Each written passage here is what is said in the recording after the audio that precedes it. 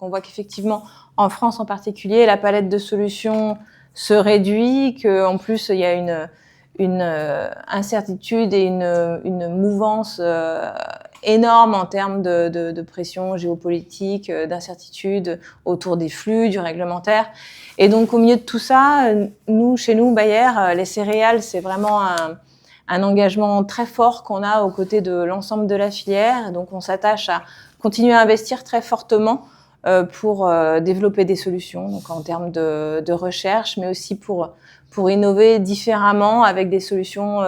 qui s'imbriquent les unes dans les autres. Et donc cet ancrage local, on le défend et on l'illustre non seulement par cet engagement au niveau de la recherche, mais aussi par des équipes locales qui vont accompagner, apporter leur expertise et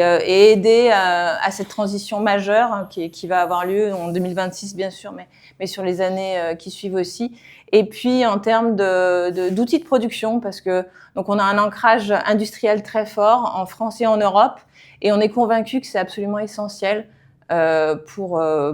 des enjeux de souveraineté alimentaire et puis de sécurité de leurs moyens de production, d'avoir des usines